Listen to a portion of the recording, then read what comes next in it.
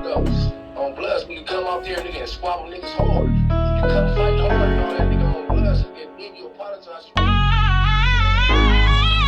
Came up out them trenches, I'm a low bottom savage. Had to take the pain I carry, turned it all into a habit. Ain't nobody show me love, so I learned to go and grab it.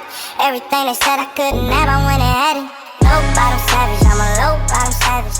Every scar I earned turned me into something massive. They ain't never think I rise, now they watching like it's magic. Everything they said I couldn't have, I went and had it. Yo, it's your boy Beyond Sneaks, aka the Black Rover, aka the Mixtape Genius. And this is the first episode of Kush Nation 420 Media. You know what I'm saying? I got a special guest in here, man. I can say one of my bros, man, one of my brothers, man. I pretty much raised him, you know what I'm saying, on certain levels. It's an honor to have him here, man. You know what I'm saying? I'm gonna let him introduce himself, man. How y'all doing, everybody? My name Gonzo, Big G Active. It's an honor and a privilege to be here to tell my story. Just sitting here, you know, I'm blessed to be here, blessed to be alive, free, thriving in health, beauty, and vigor. And I'm here to tell my story. I appreciate you, man. I appreciate you. Absolutely. All right, man. We're gonna start off. We're gonna go back, man. You know what I'm saying? Because I can say personally that it's never been a time that I didn't know you. Absolutely. You feel me? As a young nigga, you know what I'm saying? So we're gonna go back, man.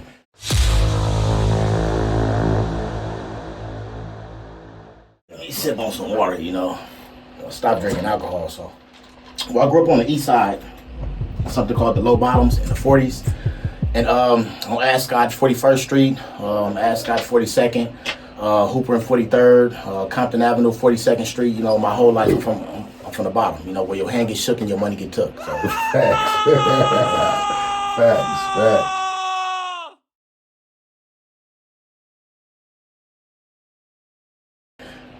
Well, shit, basically my family, I stepped off the porch with my cousin E-Love. That's who basically gave me my start, taught me everything I know, you know. My big brother, Tapo, running around with my cousins, you know, Chachi, Feezy and them, you know. Weezy was young at the time, but, you know, I taught him. My brother, Skinny D. I got a lot of family, my whole family from the bottom, at least about like 100 strong, so, you know. Facts.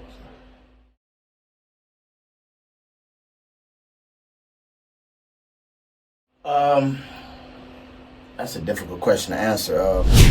I live a very arduous lifestyle, very difficult, you know, in and out of jail, in the streets, running around like a chicken with his head cut off. Early influences, I learned a lot from people outside of the hood. Some of the things that I know, I didn't learn from off the east side, you know. I learned from other people outside of, you know, my area, you know, growing up in the judicial system, you know, being around other people that was, you know, growing up, you know, living in the same lifestyle, you know, like-minded individuals such as myself. And it took years, you know, of services to come back full circle, you know, trying not to repeat the same cycle of decadence, you know, that my dad did, you know, so, but I'm wiser for the experience. That's what's up. Okay, we're gonna tap in a little bit about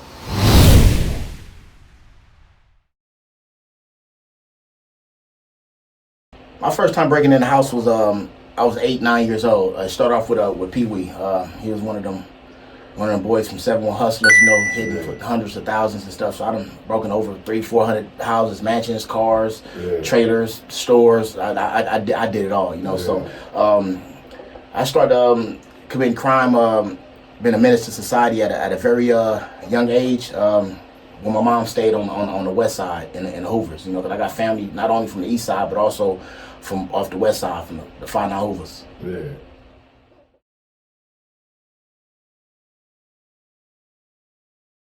Yes, okay.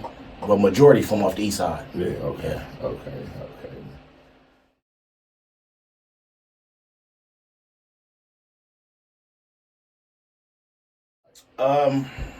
When I was in prison? When you was in prison? Well, I went in with 4 years. I've been a knucklehead my whole life, man. I've been a straight asshole, man. I went in with 4 years. I turned 4 into 12. riots, stabbings, fights and stuff like that. So I turned 4 into 12. I've been on a lot of level 4 180s. I've been to prison 7 times. I've been to over about 12 prisons. I've just been up and down the state. I've seen a lot of people get hurt on a prison yard, especially on a level 4. I've seen over 100 murders, Wow. stabbings, suicides, homicides. I've seen it all. And to this day, I still have nightmares. Nightmares in the daytime. Yeah, So. yeah, exactly. Night terror, all that shit. Nice. Yeah, I feel you, man. I understand.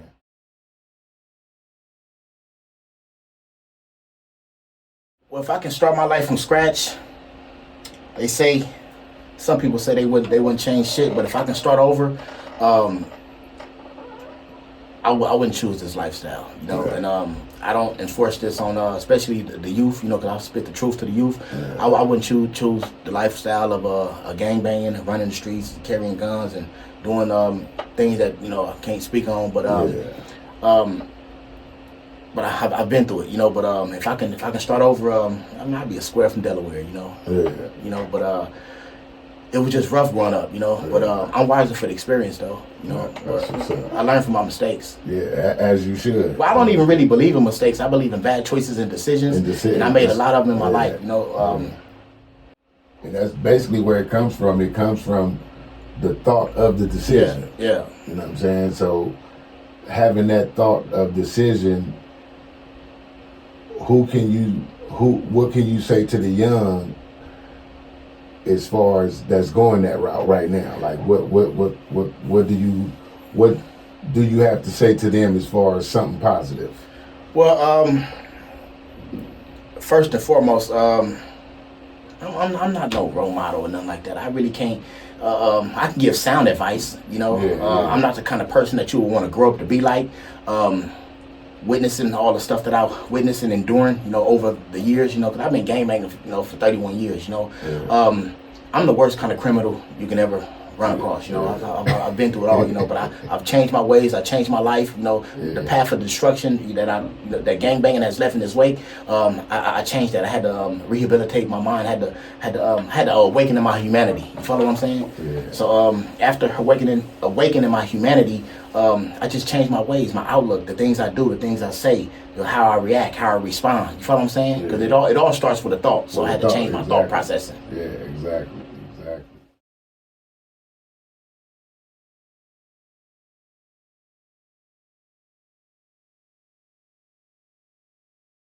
Well, in the cell, I can be myself, especially when you walk in the yards that I walk, where 98% of the people is never coming home, and every time that door is open, it's going down. Literally in prison, I've witnessed over 100 deaths, bro, and I wouldn't lie to you or say nothing fly to you. Just on this 12 years I done witnessed about 60, 75 murders, and when the door open, you got to put your face on. You're not the same as you got to turn into a character. You follow what I'm saying? Because people is not playing. That's how I turned 4 years into 12. I can speak on it now, but I did some stab, got a few people off the yard, caused some GBIs, SBIs, great bodily injury, serious bodily injury, kicking off riots, and I've honestly I done stabbed over about 15, 16 people, bro. That's my word to God, bro. And I've done my time for it. And I've been stabbed on 2 separate occasions. One time 6 times, and the other time twice. And I've been shot on 2 separate occasions. Man, that's crazy, man. That's life, bro.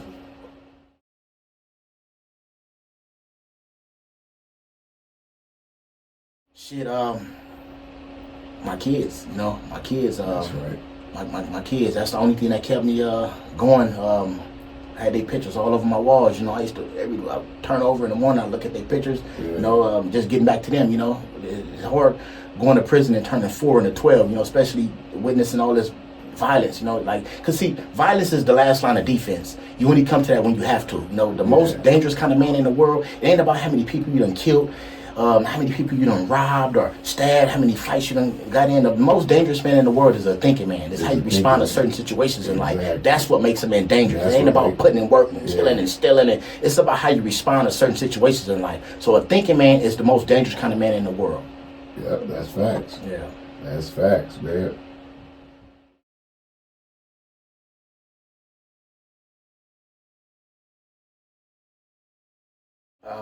It turned me into an animal.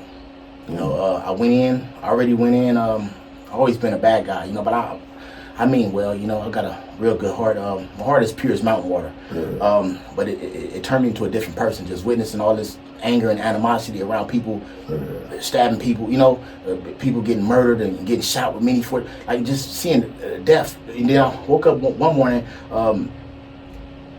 to my celly being dead, you know, just, you know, Oh, wow. you know, it's like waking up for breakfast, trying to get him up for breakfast, and he in the bed, he died from natural causes, and I had to go to the hole, because when your celly, someone died, and you're in the cell with that person, you have it's an investigation. You know what I'm saying? So I'm in there sleeping with a dead body overnight. You know, so I'm like, you know, it kind of like fucked me up, you know. But for years, my perception of life has been warped. You know, it's been warped. But overall, I'm wiser for the experience.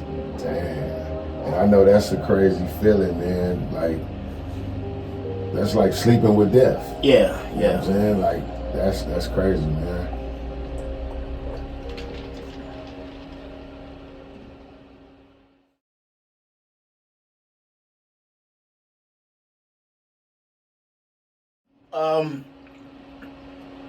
I did, but I didn't, because the kind of yards that I walked, we was always on lockdown. Like, things was happening, and I went to school up in there. I took trades, but it's kind of hard to really take trades on a level 4 180, because it's basically like locked down. You know, I never hit a level 2 or a level 1. I walked, you know, active level 3s, such as like Sentinella and stuff like that, but it was all mainly like level 4s. But I'd have been to about 12 prisons in total. Yeah.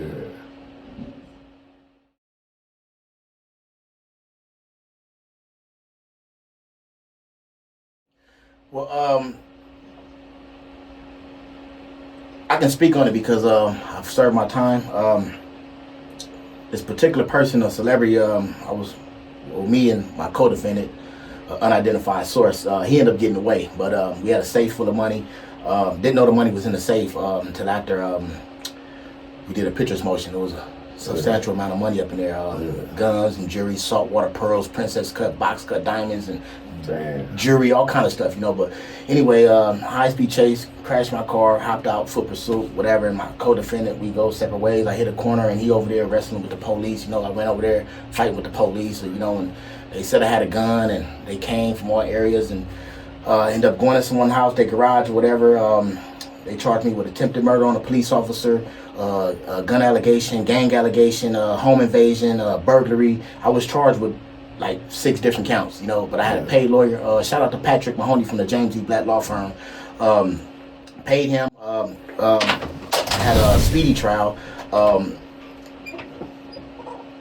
and I got it all dropped down, you know, and I took a 4 years, 6 months, you know, 80%. That's basically what ended up, that's how you ended up with the first 4 years that you did. And then it turned into 12. Well, basically, you shout out to my co-defendant too. You got 8 more years added absolutely to that 4 year sentence. Wow. It's crazy, man. All right, now we're gonna go and tell a little bit about the territory, man. Okay. That's deep. I'm from the East Side Low Bottoms. I'm from AFC. That's All for Crime Blood Gang. We in the 40s off the East Side. Originally, we come from the 40 Power Rule, the Bloodstone Power Rule 40s. That's who gave us our first start. We was birthed, you know. But we don't push Power Rule. We push Bloods. My hood was started before it was All for Crime. It was another fucking crew, all fucking crazy, then addicted from crime, then All for Crime. We came out in 1992. We didn't turn Bloods until 95. But All for Crime came out of my big brother Tapo Mouth and my homie Big Stone. It started in my uncle Big Wayne, rest in peace, basement on 42nd Street between Ascot and Hooper. All for Crime started in the basement, you know. Big Stone and my brother Tapo started my hood, you know. But it wouldn't be the hood if it wasn't for, you know, my big homie Rock and, you know, stuff like that. Big Ack and Big Nut, you know. But yeah, we originated in 1992. We come from the 40 Power Rules, bro. Oh, I'm gonna tell you that, but I also need to emphasize that when it was All for Crime, there was another. We used to be clicked up with the 38 Streets. It was down for crime. It was all for crime and then down for crime. You follow what I'm saying? But we used to be clicked up with the 38th Street. So, okay, the term low bottom, there's two different terms. Okay, originally, and I'm not trying to put the spotlight on my family or nothing like that, but my family originally, the Williams, they come from Louisiana, Easy Town. You know, my family brought the term low bottom out here from Louisiana, and a lot of people don't know that. That's how the low bottoms came, but it was the bottom downtown LA. Shout out to my big homie Eastside Michael Brandon, who laced me in the pen many years ago. They call it the bottom because it's the next best thing to downtown, but my family bought the low bottom from Louisiana, from Easy Town, bro. Yeah. Okay. Well, in the beginning, the term Bloods, really, it started with young blood. Crips and Bloods used to say young blood. You know, the term blood in the beginning, it never had a meaning. The word blood, I mean brother. But now you have terminologies like black leaders over organized denomination, or black liberation organization over denomination. But the real definition of Bloods is blood standing tall, land in nature's call, oppositions must die, only those that try, destiny will be strength and victory. And Bloods came out, the term Bloods came out in 76, 77, you know, but it started with the LA Brims. You know, it started with the LA Brims, then it started with the Parus in Bompton. And the term Paru stands for powerful, indestructible, ruthless, and untouchable, or pimps in red uniforms, you know. But before Paru even had a true meaning, a definition, is a street, it was Paru Street, you know. You know, but it started with the LA Brims, you know, and the term blood didn't come out till 76 and 77. The person that started BL, his name is Ryder Mike. Okay. But my Uncle Rooster is the first founder of Blood Family. See, people think that my Uncle Rooster, rest in peace, from Bloodstone Pyro 40, started Bloodline.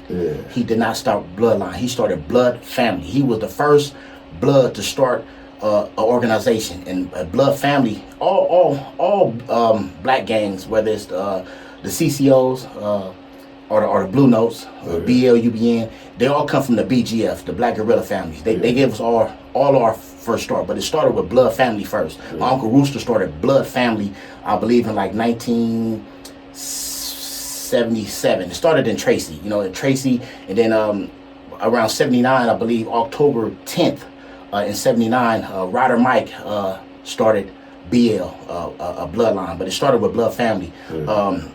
People like Ace, Rooster, Reno,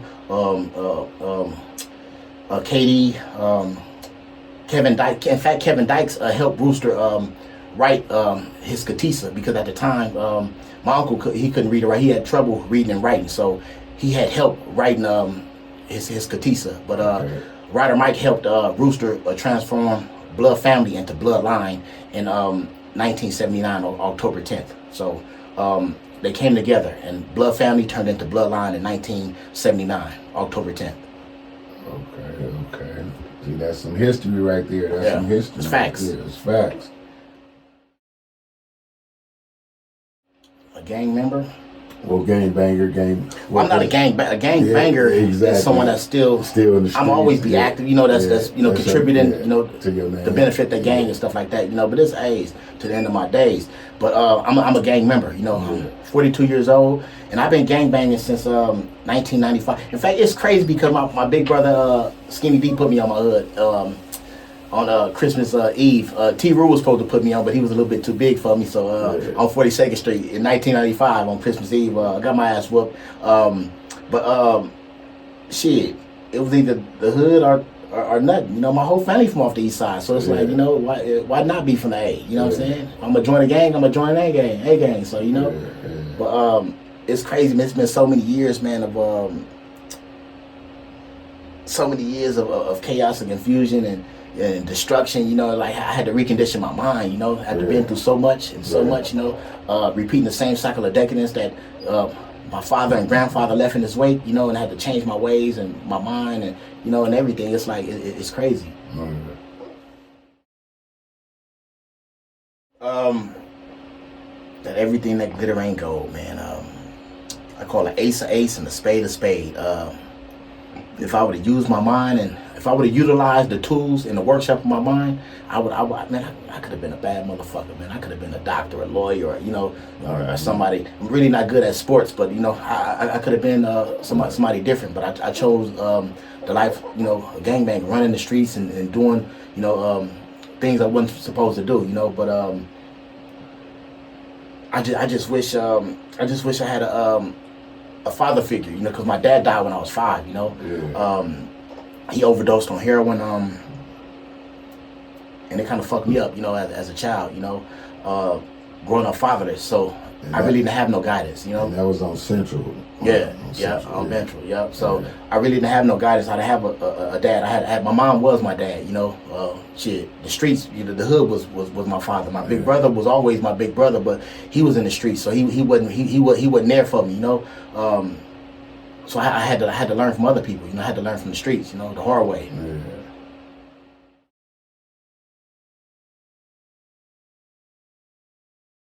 Well, I've done over 20 years of my life in and out of jail, and it started in 1995. I had the same prison number, F00504, for 20 years, bro. Mm-hmm. In and out, 20 years. I just gave a number back a year ago, bro. So I'm happy that I accomplished that, giving that number back, because it's an old number, and the F number means a forever number, and it's hard giving those kind of numbers, especially, and I'm a 3 striker. If I go back, it's 25 to life. They're going to have to kill me, so that's why I don't commit no crime. I don't do no wrong. I don't do drugs. I don't carry guns. I don't rob people. I don't do no stealing. I might do a little cheating, but that's about it. But for the most part, man, I'm on the right track, not the wrong train. On everything. Okay.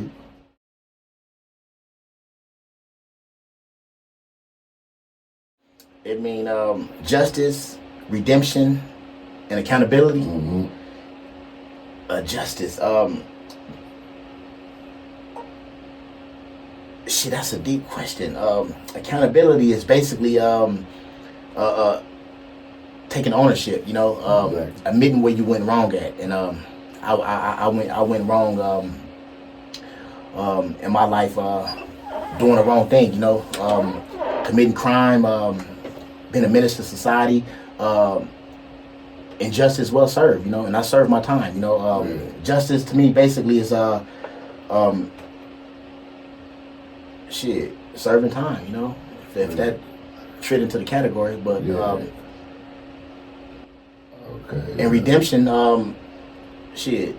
redeeming myself, and that's what I'm doing. I'm redeeming myself. Had to, recondition my mind. Like I said earlier, my perception of life has been warped, So I'm redeeming myself. I had to change my ways, my outlook.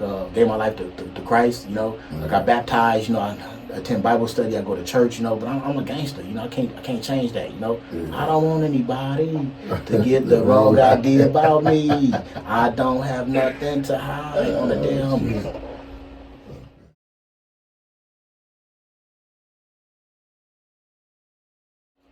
My criminal record. I got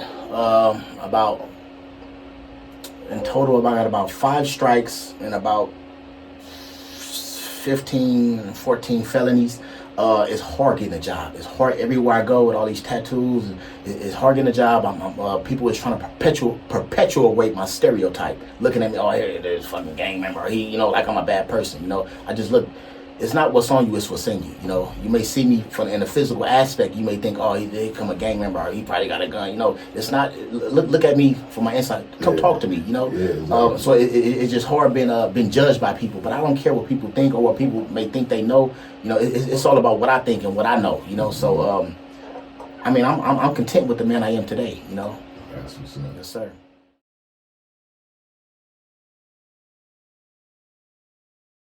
Well, I've been dealing with sobriety since September 19th of 2024. So I'm 16 months and 24 days sober.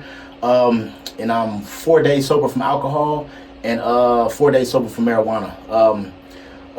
Drugs drove me crazy. I'm a schizophrenic because of it now. I'd rather die before I get high, That's strong. Anything seriously, I'd rather die before I get high. And I look at my sobriety bracelet, no matter what. I attend AA. In fact, at 6 I got a AA meeting I'm going to. I do NA. I'm on the right track. So drugs is just not for me. That was something that I was doing in prison, but and I brought it to the streets, but I'm sober now, and I'm wiser for the experience, Different strokes for different folks. It's just not for me anymore. Exactly.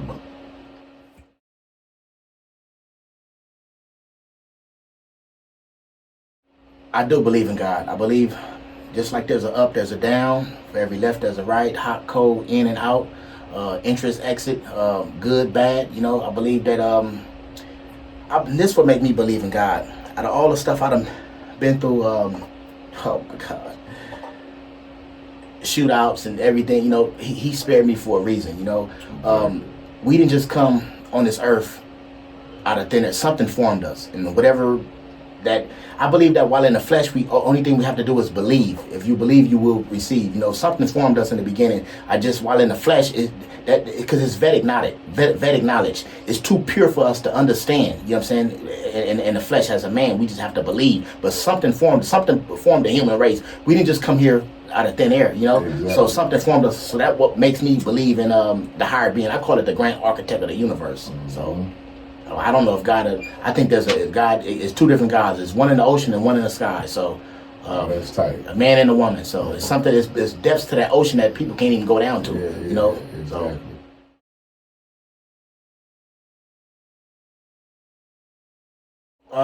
My current goals is basically get my. Well, I already got my stuff together.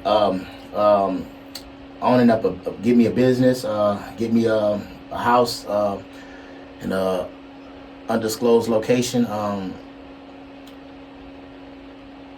and just stand on the right track, staying positive and focusing around people, like-minded individuals such as myself, and just moving forward. I'm not trying to travel backwards, and progress, not degress. You follow what I'm saying? Yeah, exactly.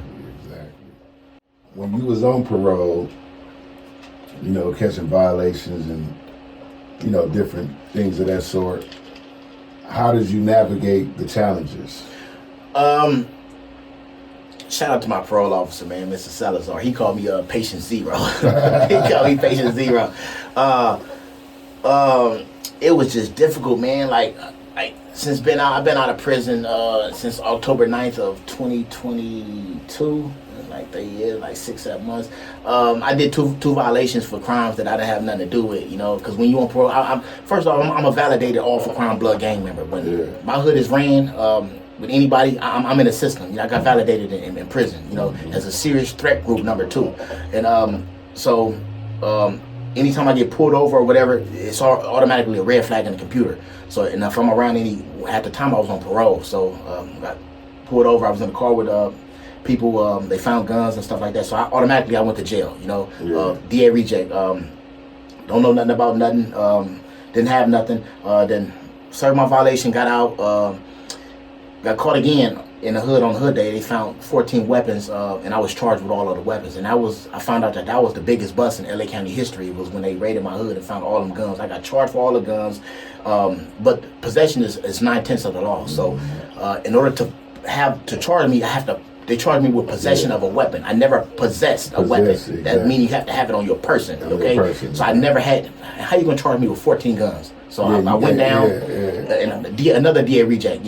Ain't been back since, and ain't never going back. Yeah, that's what's up. Yep. Yeah, earlier in the interview, you mentioned, about like flocking and doing all that. Who taught you that? You did, sir. you taught me that, sir. Ever since Moby Dick was a goldfish, Hey, you taught me that, sir. Oh shit! And you wrong for that. I'm gonna call you lefty because you're not right. No, I was just telling your baby mama. I said, because she told me some shit you done, and I said I apologize for that. On his behalf, because I'm a big part of the influence of him the way he is. Not now, I'm saying growing up. In the past. In the past. My past life. Exactly. And I said I apologize for that. And I said it boomeranged on me with my sons. Yeah. You know what I'm saying? And my sons is, don't get me wrong, they go from the other side. You feel me? But at the same time, them still my sons. Yeah. And I regret me being that type of influence on like my young niggas, my youth. You know what I'm saying? So, but that's my slap back in my face. Yeah, yeah. You know what I'm saying? My son, nigga, attempted murder, nigga, 12 robberies and all type. Nigga, I damn near fell out when that fucking lawyer told me that. You know what I'm saying? So, like I told her, I apologize on my behalf. You know what I'm saying? As being the person you are now, what type of inspiration and prayers your mom gave you? Oh, without my mom, there wouldn't be no me. I love that woman to death. She told me everything I know. How to read, how to write. How to conduct myself, how to treat women. How to treat myself, respect myself. She told me everything. I love that woman to death. I give her the world. If I had it. She just inspired me to become a better person. Not in registration, but in demonstration. That's what I'm saying. Oh, you hear that, Mama? Hey. Yeah. That was strong right there. That was strong. Yeah, man. I appreciate you, man, and I appreciate you. I appreciate the person you've become, man. Absolutely. You know what I'm saying? And I can literally say I watched you grow up, and I watched you go through your trials and tribulations, and I see a different person now. Yeah. You know what I'm saying? I don't see the same young nigga walking around with guns bigger than him. You know what I'm saying? And me taking you to go get guns bigger than you, and just different shit. You know what I'm saying? And I commend you on that, man. And one thing I do want to commend you on is giving that number back. Oh yeah, absolutely, absolutely. You know what I'm saying? Because that number was like the biggest weight on your back. And now that weight is lifted, you became a better person. Yes. You feel me? You're a grandfather now. You know what I'm saying?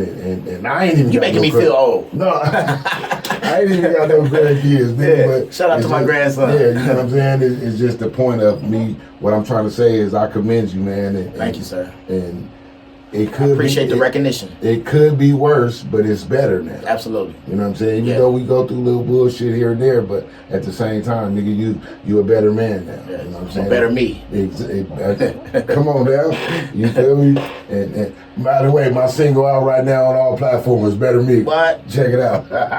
Let's talk about it. Yeah, but yeah, man, I commend you on that, bro. And I just want to say from the heart, man, like I love you, my nigga. I love you too, you know what I'm saying? And I love your whole family. You see, I'm at every function. On everything. Nigga, I'm on back obituaries, and nigga, I'm like Uncle John say, nigga, you not a friend or none of that. Nigga, you family. Nigga. Your uncles is my uncles, nigga. Yeah. You know what I'm saying? So, I commend you on that, man. Thank you, sir. Any last words, man? Any shout outs? You know what I'm saying? Anything you want to say positive to the kids, whatever it may be, this your time to shine. Well, first and foremost, I want to shout out all of my homies, past, present, and future. I want to shout out to all my comrades all over the world. Shout out to all the Bloods, cut, no cut. It don't matter. I want to shout out my family, my friends, my loved ones, and those I hold near and dear to my heart. I'm a better man today than I was yesterday, but less than tomorrow. And to the youth out there, if I can teach you anything or tell you anything, I'm not the kind of person you want to grow up to be like. I'm not a motivational speaker. I'm not a mentor, nothing like that. Like I'm like the worst kind of criminal you can ever run across, due to my past criminal record. If I could talk to the kids, I would tell them don't choose the lifestyle that I chose. Don't gangbang. Don't do drugs. I can't tell you what to do. But I'm telling you, if you want to, go through what I went through, the experiences that I experienced doing 20 years in jail. I've been a YA 3 times. I did 3 years in YA. I've been to 9 different camps. I've been to juvenile hall about 12, 13 times, prison 7 times, the county jail about 20 times. I've seen people get murdered and stabbed, people commit. So even when I was in YA, the first murder I witnessed in YA, as when Aaliyah died, a dude, I forgot some keyway, he ended up hanging himself, because of that. Don't grow up to be like me, kids. Please, I am the wrong kind of person to be like.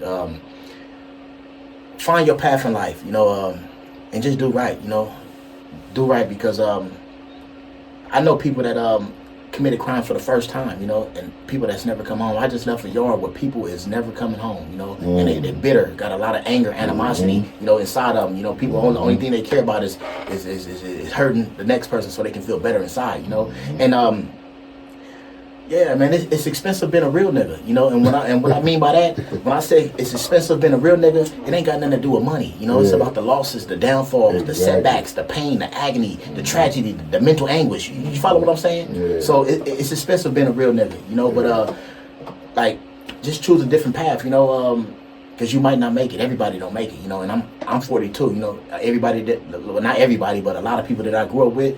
My shout out to my nigga P.I. from Bonnie Hunters, and Baby Red from Blackstones. Like, they're the people, I grew up with,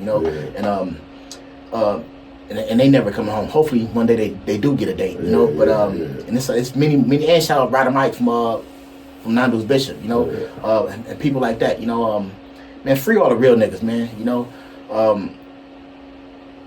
at times life get hard, it gets hard. As you get older, it gets harder and harder. When you're a kid, when you're a baby, you don't have to worry about nothing. You fed, you clothe, and like, they take care of you. But when you become a man of a particular age, there's certain levels. There's levels to this shit. There's rules, regulations, and guidelines that we all have to abide by. And it gets harder. And you have to make more wiser decisions in life. If not, it'll be your downfall. And it only take one time. And you being that motherfucker for the rest of your life, bro. And I'm happy I made it out. I'm one of the ones that made it out, I made it out, bro. Exactly. That's what's up, man. Let's conclude the interview, man, with my boy G-Zo, man. You know what I'm saying?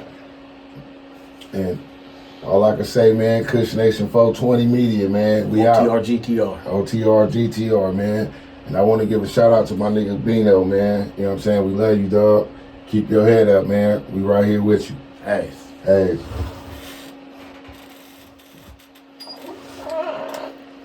Think I did good? That was hella good. I said some shit to make you smile. Mm-hmm.